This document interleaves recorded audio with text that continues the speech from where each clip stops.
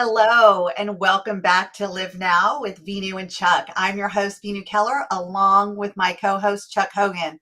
We want to welcome you to Spanglish World Network and her network on Zingo TV's channel 250 and 251. Please remember to download both the Zingo TV app on respective app stores and iOS Android devices. While you download, make sure to rate and leave a comment. The app is free. Zingo TV is also available on Google Chromecast, Amazon Fire Sticks, Roku Sticks, and all smart TVs 2016 and forward. So here we are again, and today we are going to be talking about something that I feel has really shifted things for me.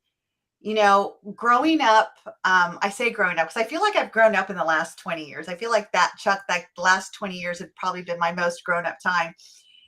But you and I have always heard, like, if your why doesn't make you cry, it's not your why. Go after your why. Your why has to fuel you. And I will say for me, that is totally true in some sense. And it was enough to be true that it got me to where I am today. And there's a little distinction, though, that I thought of. And I remember when I called you, I'm like, Chuck, we got to talk about this. You're like, absolutely. Because I feel like you've lived by this for a while and I'm just like catching up. But when we think about not just our why, what keeps us going, what keeps it sustainable and growing even beyond, and it's that hunger. It's that hunger to want more. It's that hunger to want to, whatever your cause is, right? Like we all know my cause is to give kids a childhood they won't have to heal from. That is my why, but I'm so hungry to find new ways, innovative ways, resources for all families out there, for parents to let go of our baggage, parent through fresh eyes, to give our kids an opportunity to heal now so they're not, traumatized or whatever when they become adults and, like me, claim the last years of their adulthood was their grow up time. So, Chuck, again, I know this has been your thing for a long time, that hunger. And, it's funny because I look back, kind of growing up with you at this point, and, you were one of my mentors for a very long time. And I look back now and I see that about you. I see that you always have that hunger inside of you. So, I'd be curious and, to share with our audience, what is your take on that? And what has always kept your appetite, if you would? Thank you, Veenu. And yes, I've seen you grow magnanimously in the last 2 decades, but I will say, even in the last 5 years, your trajectory has been remarkable. And it's for one reason: fire in the belly. When you find and you honor in yourself that you will no longer be this small little big lighter or a match of a flame, that you are going to literally allow yourself to breathe and stoke that energy. Because really what we're talking about, that hunger, is the essence of you. It's not choking you down. It's not limiting you. It's not placating yourself or making excuses and going, oh, well, when I'm ready. Oh, when I've had more time in the saddle. Oh, and I go, okay, when would now be that time? When would now? See, there's this falsification and this statement that we've been told all through our childhood and through our preliminary education. And they go, Veenu, sweetie, you can do anything you put your mind to. Yeah. And I go, that's a bunch of BS. Yeah. That is like the worst belief system you can plug into a child. Because now it's no longer about fulfillment and heart and drive and connection.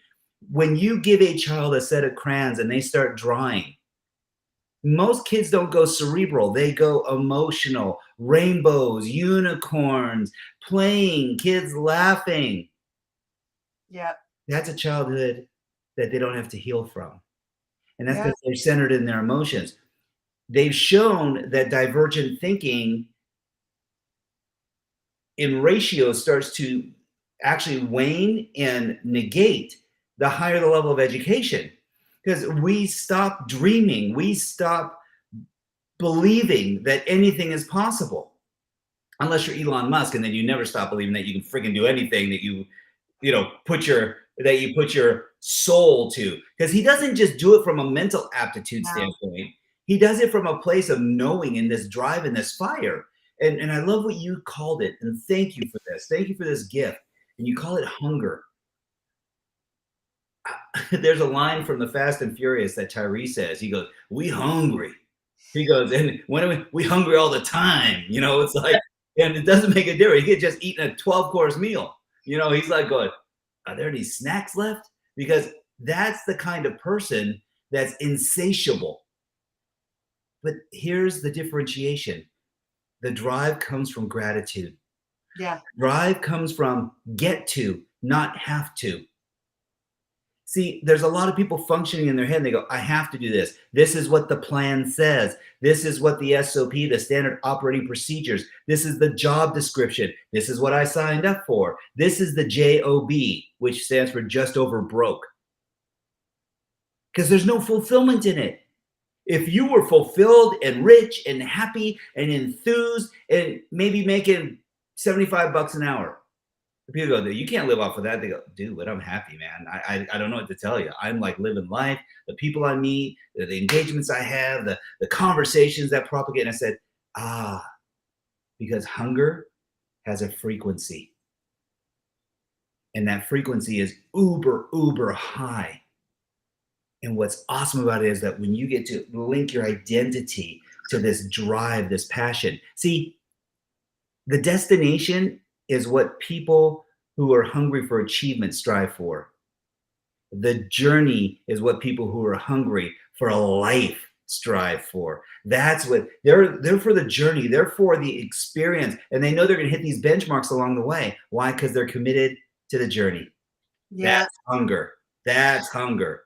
There's a couple of things that I want to just touch point on. And one of the things is like when we are kids, and I was on stage a couple weeks ago in Vegas, and it was, we talked about vision, and I was talking about when I was little, I wanted to go to the moon. I was fascinated with the moon. I wanted to go. I loved astrology. I think astronomy, astrology. I don't know. I get this too mixed up, but you know what I'm talking about, the planet things. Yeah. I was really into that.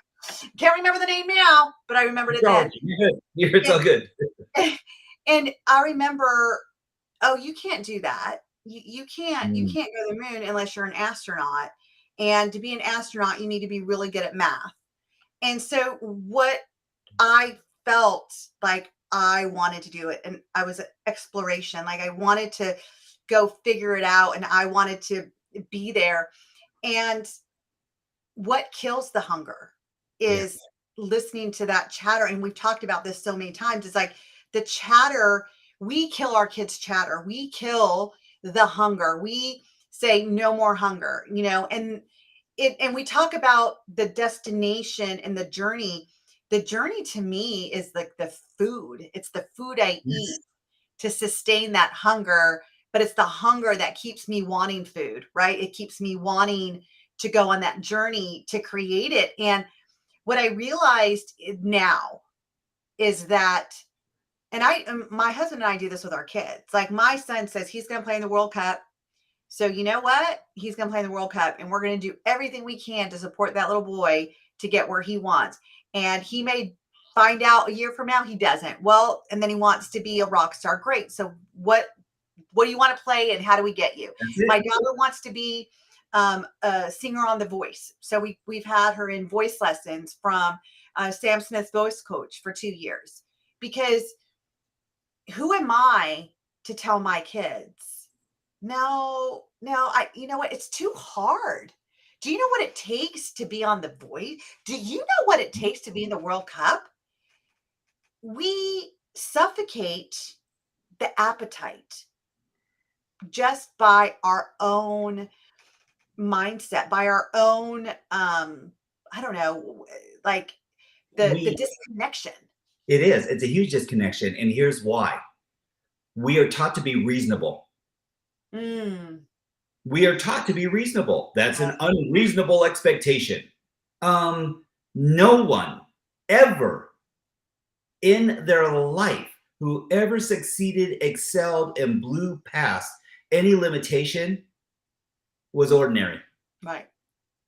They were exceptional in their belief. They were exceptional in their drive. They're exceptional in their fuel of choice, what they decided to use to onboard, to elevate, to grow, to move past any limitation or expectation that someone else had. You don't become a Serena Williams. You don't become, a Kobe Bryant, or you don't become an Elon Musk by being reasonable. No. These people are freaking unreasonable at the highest level. And And yet, imagine if they would have listened to the chatter outside of them. Really? Electric car? Real? You're going to send people to the moon? They're telling me I couldn't even go to the moon. And this guy is like saying, no, I'm going to get people to the moon. I mean, I was being reasonable and they still said no. So you sell rockets to NASA, and then what you do is you put a Tesla inside the nose cone of the rocket just to really give the big thumbs up, single finger salute to the rest of the universe going, I got you. Yep. And why this is so amazing is that instead of saying we can't, he's like going, what if? What if your fuel of choice was possibility? Mm. What if your fuel of choice was, gosh, just your heart beating and you're like, going, I know there's more than this. I know there is. How arrogant are we? Let's put this in perspective for just a moment. We live in this thing called the Milky Way. We have a solar system made up of 9 planets, okay? Just by the freaking Hubble telescope, which is outmoded technology already, Veenu, they can tell that there are millions of galaxies just in our solar system. Millions that we can't even get to because we don't have that ability. Do we honestly think there's not life someplace else? Do we honestly think that the universe, that energy in its infinite wisdom would just go ahead and go, oh, it's a one-time gig? Boop, dinosaurs. Right. I haven't seen a Tyrannosaurus Rex or or a T-Rex or a Brontosaurus roaming around recently, but yet we know they existed.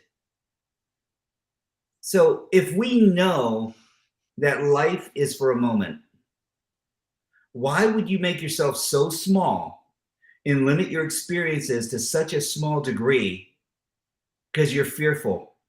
Yeah. And I'm going to say that, again, we need to know our why. Like our why is the fuel. Yeah. Why really fuels us to have the purpose to keep going forward. But again, how do we help people to create that hunger? How do Mm, we because it's not like, I didn't eat today, my stomach's grumbling and I know I'm hungry. right. You said something. You said you've seen that fire in my belly in the last 5 years, right? Yes. It didn't happen overnight. It was when I realized that I could go beyond all the naysayers, that I could create what Yes. I wanted if I just stopped listening to the chatter. This is the And it point. proved to This me, it like proved to me that, you know what? They can poo poo all over what I want, but I'm on a mission now. And I don't want another child to commit suicide. I want our children to be able to come and talk to us parents and say, it's not okay at school what's going on. This is why fears. And if we can't do that, then we are going to see more and more of these kids take their lives. And that is really what created this in me because I can't tell you how many no's I had over the years. How oh, many no's? Hey, I'd like to come to your school for free. I'll come and talk about it. No, we're good. Thanks. yeah. Or, hey, if you create a curriculum for us, we'll adopt it and we'll bring it into the school system because we really understand that we need to change the way people see bullying. And we want to help these people that are being bullied because they're really not doing it in a great way to get their needs met. And yeah, your ideas are mind blowing. We love them. So I go through all this time to create something like, no, we're going to do our own thing. And it stopped me in my tracks for about a minute. And Yeah. then I said, okay, what's next? I'm not done. I'm not done. And that Yeah. literally started to create that fire in me and feel the belly and just the flame got so big that I just went. and your fuel became rocket fuel. Yeah. Your fuel became, because you're operating a higher frequency. You're connecting with different people who are like-minded and like-hearted. You're finding community. And here's the other part too. The schools that said no, it was because it was out of fear. It's because they needed to find some way to have one of three things: their own input, which is great. Perspective is important. Two, control, because exposure and liabilities. And three, and this is probably the most daunting of all of them, the insecurity of not knowing what you're going to share completely so that way they can take ownership of it. Right. See, information is not yours to keep, it's yours to give. Sharing is the highest form of caring. And when we actually step outside of ourselves, what frees the hunger to roam free, because again, a pride of lionesses doesn't just hunt for themselves, they hunt for the pride. They and listen clearly, for the pride. Yes, that describes their community. It also describes who they are. The distinction of being a provider, being maternal, being the one that feeds everyone. And so when we're living in that gift and when we're living in that space, we end up finding self. We end up finding that connection that takes us to a whole nother level of integrity and experience. But further than that, that energy and that frequency is intoxicating, because now you start attracting other world changers. You start attracting other people. And I'm going to call you out on something, Go ahead. because I know you well. It wasn't a want that you had. You didn't want to just help people. You had a need. Yeah. I know Veenu Keller and who you are as someone that has a insatiable need to step up way above and beyond the fray. And it's like, it's not about busting limitations. It's about setting new standards. Absolutely. Screw the old limitations. That's in the past. New benchmarks. We're setting new standards that help elevate people to create more understanding. And we know that all it takes is exactly what you said. When you started to realize that the possibilities were real, that the options, the opinions, and the expectation, the optics that you were putting out, because we know we're going to hear no. Right. Because people are scared. I get it. I've been one of those people. And on the opposite side of this now, I'm like going, there's always a way. Right. It's interesting because, you and I are both parents.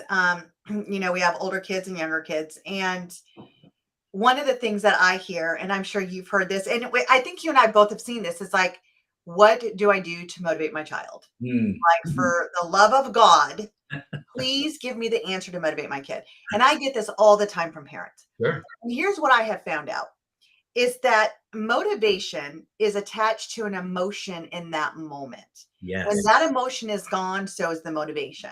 Absolutely. So it's, again, coming back to this, is like, how do you spark the hunger in your child? You and I talk about this all of the time. No, we do. And it's because it comes down to one universal. And it only took me 35 years to figure this out. Outcomes and goals. I was like, no, all about this. Your purpose and your why are attached uniquely to a part of you, which is called your EQ, your emotional quotient. It's how you need to feel.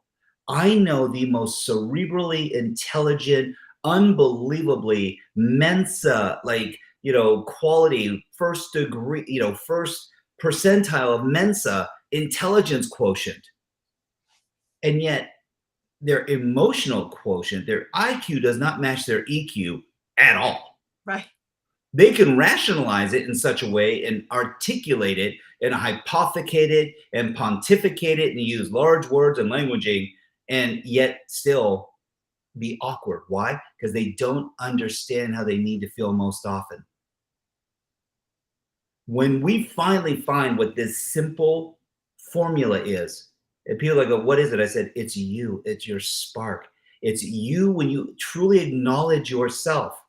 Mm-hmm. Now, this is no longer being pulled from someplace. that is a dark nether region. This is actually coming from the core of you.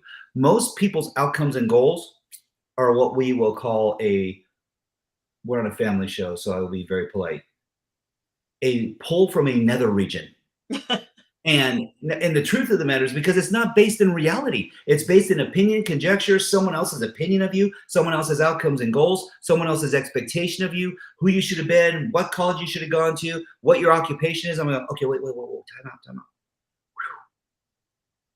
How do you need to feel? Well, I'd like to feel more happy. Okay, great. What makes you happy? Well, not this. It is, whoa, okay. Has it ever made you happy? Some of the achievements, some of the challenges I've met, some of the growth I've had, some of the people I've met, I go, oh, so it wasn't all bad. No. What direction do you need to be going in to feel this way more often? Any direction. Well, gosh, if I worked out more, if I actually socialized more, if I hung out with my wife more, if we actually cuddled more, if we actually played with our kids more. I go, wait, what do you mean? What if? I said, when you play with your kids, you will feel this way. When you are intimate, you'll feel this way. When you go on dates, you'll feel this way. When you're in great conversation, you'll feel this way. When you're adding value, you feel this way. When someone acknowledges you, feel, whoa, okay, dude, okay. I get it. There's a lot of ways. I said, yes. Then why are you picking all the things that are torturing you? Why are you picking all the things and putting your focus into a flow that's not feeding you? It's feeding on you. It's feeding on you. I said the hunger, and this is the key point, the hunger comes from within you, and it's what you use as a fuel of choice. It's not what's using you as fuel. Yeah, it's that emotional tie, like you said. It's that drive inside of you, not outside of you. And I Yes. think that that's what people really do because, Simon Sinek says this best. It's that, when we start with the why, it's from the core of us. And It's you. it is. And it's so interesting because, I'm an external person. So I get external validation. Everything's external to me. And so it was a hard concept for me to understand that when I was reading his book, because I'm like, I need it to be outside of me to pull me. And it was such a misconception because everything started to shift when I went inside of me to Yes. say, but what does my why mean? And how can I get it out of me to the world? I looked at this as a beacon. So imagine we're expecting things to come from outside of us and draw us, right? So we're looking for this calling. But here's the interesting part. This energy is already perpetually out there. What's happening is, though, is we're down here. And until we're actually being our true authentic selves and we elevate our own frequency, we don't connect until we are actually at that level of self-respect, self-awareness, self-listening, because now all these opportunities and possibilities avail themselves because we are no longer marginalizing ourselves. We are no longer playing small. Everything is about energy. Your hunger has to do with energy. And when we talk about hunger, please, I know we're talking about the fire in the belly, but please, everyone, take this home. It's body, mind, and spirit. 100%. It's never just one thing. You can be in the best physical shape of your life, but if you're spiritually, in a deficit, wow, life is painful. And yeah, and Veenu and I know people that have tons of money, and they're the poorest people on the planet because they have no prosperity. They have no fulfillment. And they go, come on, they've got tons of money. They can buy anything they want. And I said, yes. And you know what they're always concerned about? Someone taking their money. I was going to say, it's like they live in scarcity, even though they have abundance, It's the most inane, crazy thing. And then this is the crazier part. They go, oh, well, that's okay because now we're going to into these omnipomorphic relationships because the love of just one person and the love of your children isn't enough. We're going to go ahead and create an adoption program to expand our family. And I'm like, okay, if you're into sister husbands or sister wives, I'm not judging. That's on you. I only have bandwidth to love one woman. Yeah. I mean, I'm speaking selfish. I mean, because I'm a lot, and she puts up with me and loves me through thick and thin, and I adore this woman. And she's the mother of my children. She's the love of my life. And why do I share this? It's not to be boisterous or braggadocious. It's to say, I know what I need. and I know what makes me most happy. I know what fills me up. Mm. And it's not just me, it's we. And I think that people keep searching for it. Like I've watched so many people that be on this personal growth, and now all of a sudden they're in the spirituality, and then they're all of a sudden into all these different, and I mean, I've done ayahuasca. I'm not, I, Sure. I've done my journeys, I've done it, but I'm not addicted to it. I don't have to keep going and going and going and going, and then needing this, alternative and this alternative to just be spiritual. Like I think, just like we say, the hunger, the spirituality is inside of us also. Sure. Like no matter what religion you are, we say God lives within us. I mean, I haven't heard a religion that does not believe that God is within us. And so to feel that we have to go to get to that spirituality, as you were talking about, to connect to our mind and body, Mm.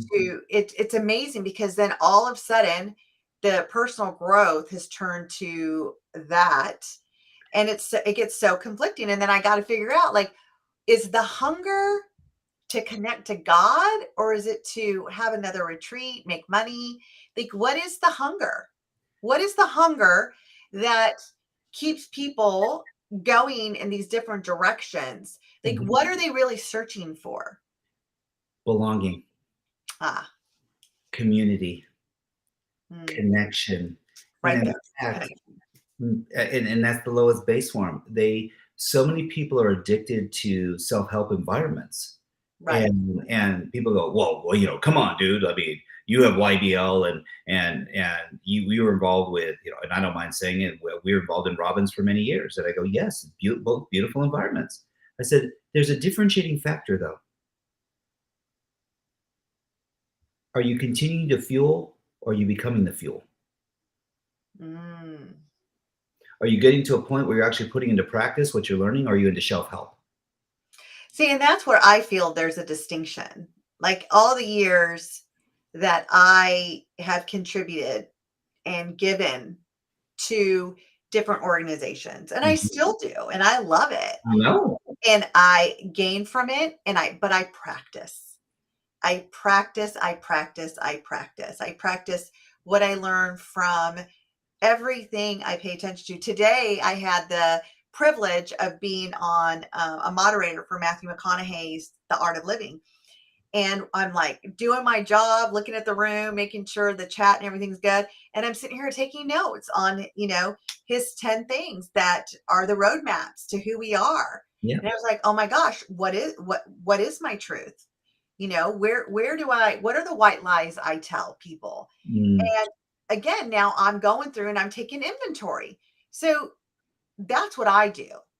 And Yeah. so I'm not addicted to one or the other. I'm addicted to what's my next level to make me even better tomorrow than I was today. Because the only person I'm in competition with is who I was this morning that I woke up. Yeah. Listen, I look at it and go, what makes one cloud more beautiful than another? What makes one sunset more magical than another? And I was like, huh, maybe it's just who I was being in the moment. Right. And was I actually appreciative and enjoying the warmth on my face, the gentle breeze, the the movement in the sky, and just admiring the birds that were flying and the birds that were chirping, and really taking in the entire experience. That's the presence, Chuck. It, it That's is. presence. It's when you're fully present, and most of us are not even fully present for ourselves, and we're calling on ourselves to be present for others. A little secret: get present in you so you can be your best, and you will find being present for others incidental. It's like you can't even help but be your very best and do your very best when you're showing up as you, because there's a level of appreciation and connection. And when you tap into your hunger, your drive, your true existence, you start to realize something very fundamental, and that is that you have purpose, and there's a reason why you're here, and that it wasn't by happenstance, and that the universe has a much bigger freaking plan than you ever even thought imaginable. Mhm. And yet it doesn't have to do with anyone else other than you. And people go, well, you just said about we. And I said, yes, when I'm being the best me, I can be fully there for we. But when I'm not being my best me, and they go, oh, but do you have to be your best? I said, let's clarify this. Best means doing the best and being the best you can in the moment with the resources you have at that time. That means your mental wherewithal. If you have the ability to be able to there's only three things you can influence: your energy, your intention, and your presence. So slow you down, breathe for a moment, get grateful and be in that heart space for just a few moments. Take a couple deep breaths in. If you need to box breathe for a moment, and just understand this.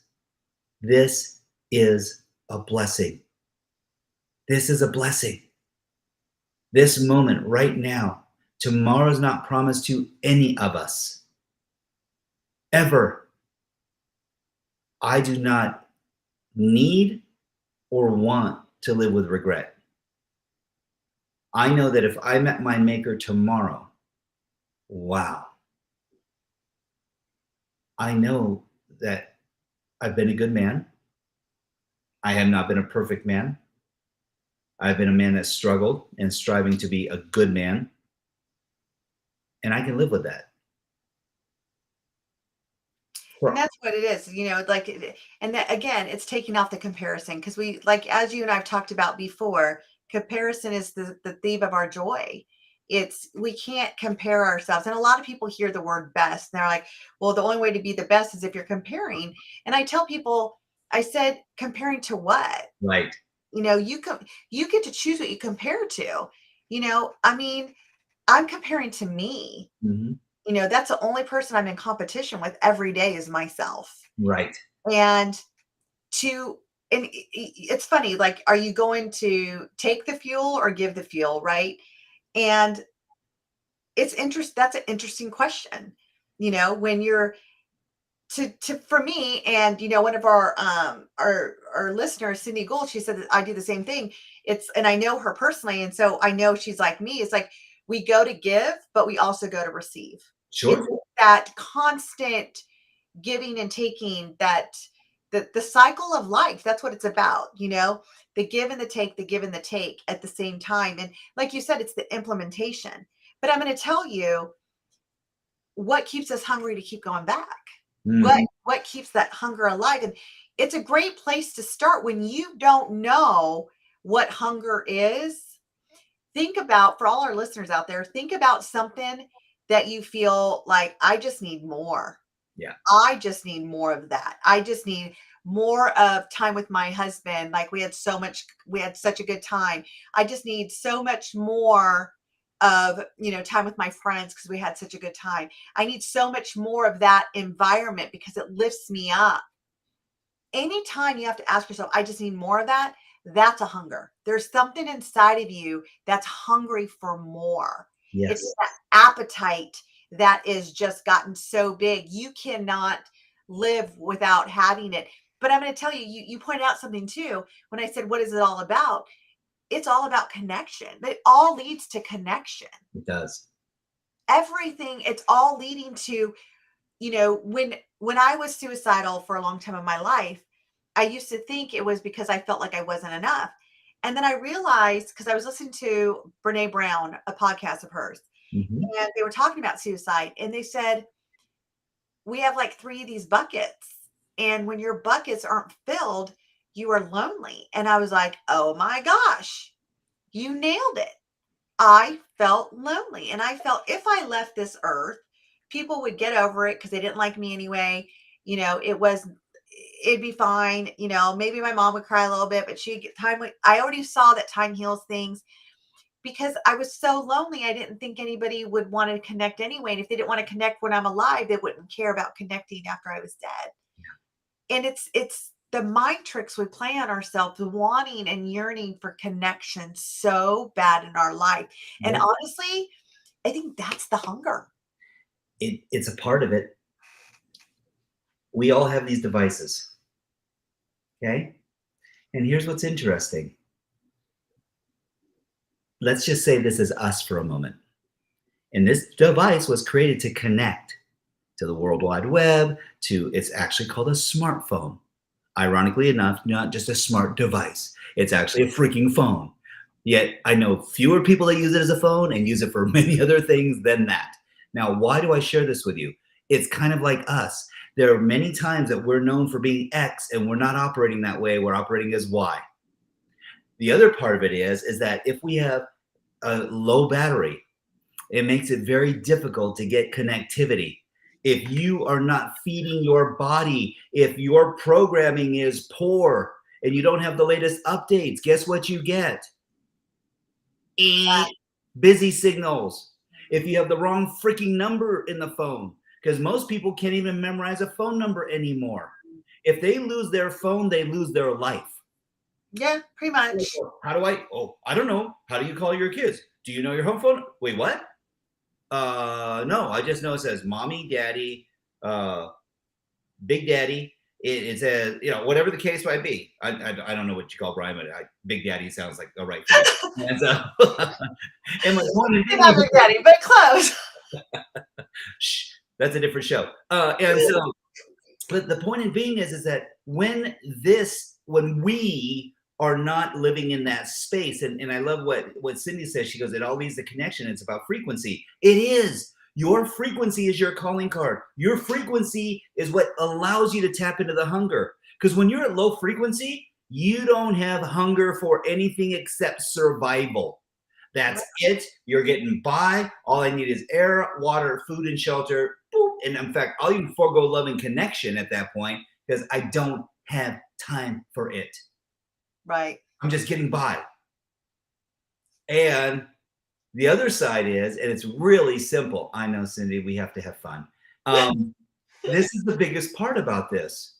When we start to understand that when we relax and we're being ourselves, our frequency naturally gravitates. It actually takes being incongruent to suppress who you are.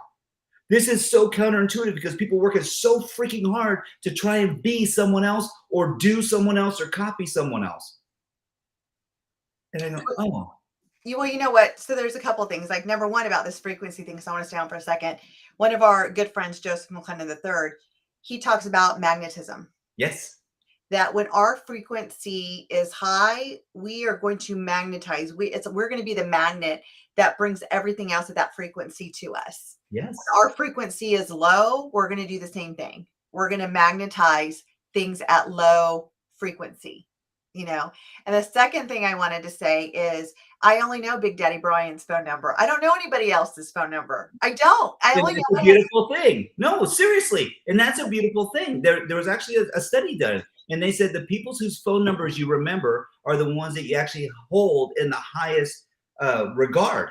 Well, I also remember my best friend of 43 years we've been best friends. And I know her phone number, and it's still her mom's phone number. Her mom still has the same phone, the dial-up phone. And I know like 3 people that lived on my street, my next door neighbors and stuff that I grew up with. I still know their phone numbers. Yes. They don't live there now, but I still know their number. Right. Because we dialed it all the time. Like there was no, I'll text you when I get there. It's you called before you went over. And because it was way too, well, not next door, but like my friends, it was way too far to walk to go knock on their door to find out they weren't there. And then you couldn't text them, say, are you almost home? So you had to sit there and wait on their porch until they got home. So it's interesting. Like when you brought that up, I was like, I only know my husband's phone number. And my boys get mad at me all the time. They're like, Mom, I can't believe you don't know my phone number. I'm like, sorry. Hey, unconscious competence. Because there's energy and emotion attached to a high level that comes with Big Daddy Brian that doesn't come with anybody else. And so this is beautiful because this is actually connecting all of the dots right now. See, people, you asked, how do we help people get out of this being stuck? How do we help people get out of this kind of this paradigm of, I don't know what to do? Then stop doing. And start being connected to self. The number one connection, the number one frequency that you need to tap into is yours first. Right. And it's that simple. Your connection, your radio, your magnetism, your gravity is established by your presence. When your body, mind, and spirit are in synchronous rhythm, your EKG and EEG go into sinus rhythm together. You are so on. And now it allows you to dial anyone's phone number who's within the same frequency as you. Here's the other part, it automatically safeguards you from those that would use, abuse, and try and take advantage. Interesting. That's interesting. See, I learned from you too. I love it. I love this. I love this. But I love how we bring everything together, because just like last week we were talking about the different competencies, Mhm. and again, it's that unconscious competence. If I and I, when I think about it, if I was in trouble, the one person that I know that would save me is my husband, Yeah, like without a doubt. And that's like the number I know, like without a doubt, I know that one call and he'd be there for me, done. and I know my boys would, if they picked up their phone, eh, you know, if they picked up their phone, they'd be there for me. If they picked up their phone, they're like, "Oh, mom's calling. I'll call her back later." Yeah, but there's something that you just said that's really important, Vinu, and that is there's a level of certainty that comes along with Brian, and there's a variety that comes along with the boys, Yeah, and it's okay. It's not right or wrong. No one's to blame. It's just whether or not we're acknowledging the frequencies that they're resonating at. right. Because there are times when they are your loving boys, little boys. Oh yes, Yeah. And there's other times when you're like going, you are a smelly grown man that I don't need to be around right now. And it's not because that's what they are. It's like at the moment you're like going, you know what? You've got a whole different disposition. And I'm not sure that I'm enjoying this personality as much as some of the other ones that I've experienced in you. and that's a greatness of them being adults because I could actually do that now. Yes. Yes. You guys are both adults. I don't need to talk to you right now. Thanks. You're a grown man, figure it out. Yep. You Yep. know, your little brother, not grown a beard yet. He's I got him. And Yeah. so and so to this point too, you asked something that's really poignant. And I'm going to implore everyone for just a moment to take a moment to be kind to self. Mm, I know, and I'll speak for myself, I have been very rigid and very exacting about the expectations that I have for me. I have elected to measure what's moving in my life rather than trying to judge for the perfection of whether or not it was good enough or the right thing in the moment. I have to trust that the decision that I made and honor that when I screw up, yes. own it and be accountable. The only time it becomes a detriment is when you decide not to learn. Or if you decide not to take it on, and please don't believe that everything that you touch needs to be a fuel of choice. It doesn't. You get to decide. You get to decide and they go, oh, well, if I'm just going to pick the good stuff, then leave the bad stuff. But I go, there is no bad stuff. So if there is no bad stuff, then it's just variety. What Right. what do you get to be when you decide to be kind to yourself? Hmm. Interesting thought. It definitely is. And I don't think that we think about that enough. We're so busy looking at what we could do for other people and who we need to be for other people that we forget who we are. Yes. And it just brings us full circle back to what this conversation is about. It's you need to know your why and your purpose.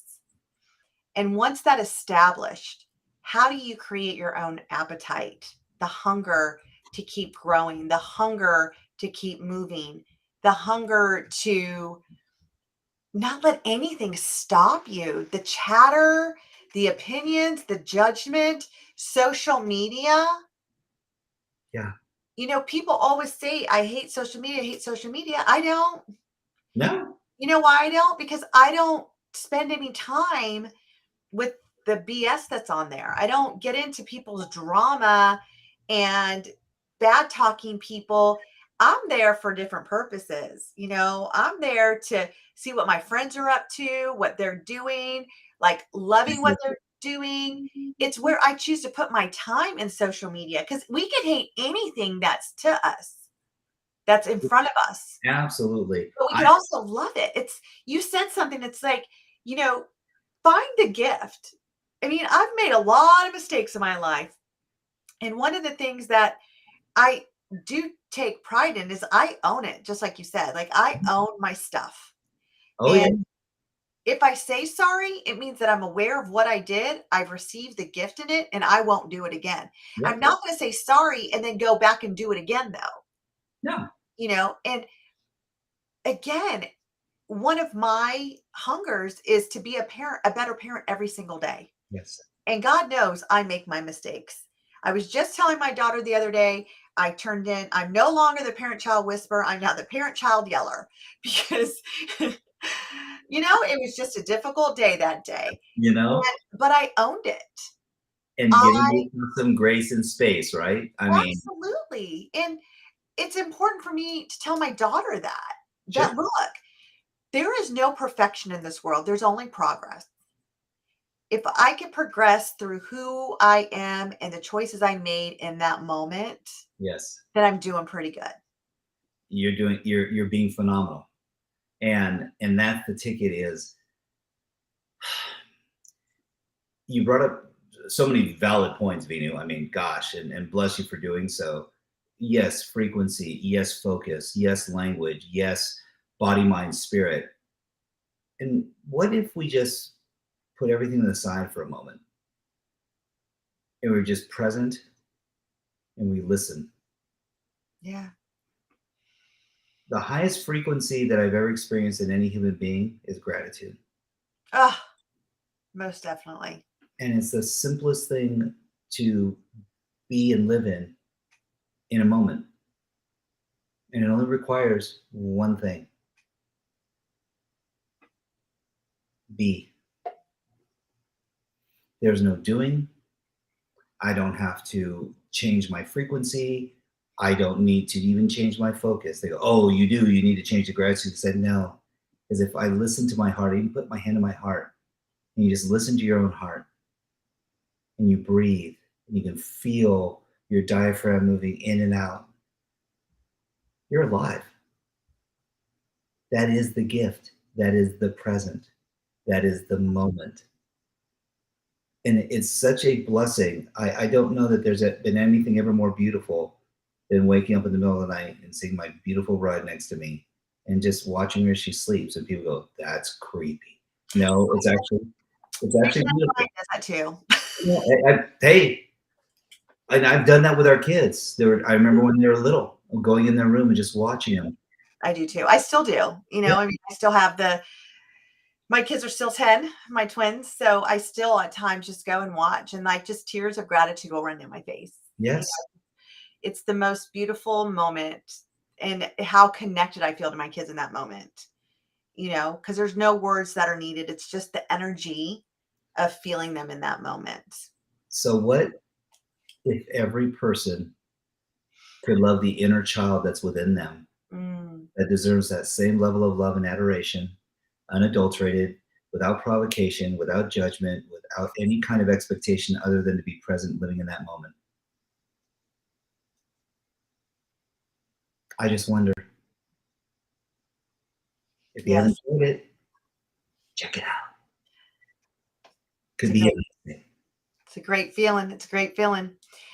So thank you all for tuning in for another episode. And we hope that we've made it very clear about your why and your purpose. Definitely feel you, but it's the hunger that keeps you going. It's that fire in your belly that gets you to really keep going to where you're at. So it just pushes through anything, all the naysayers, and that hunger just keeps you alive. So keep keeping your appetite alive, and we will see you next week.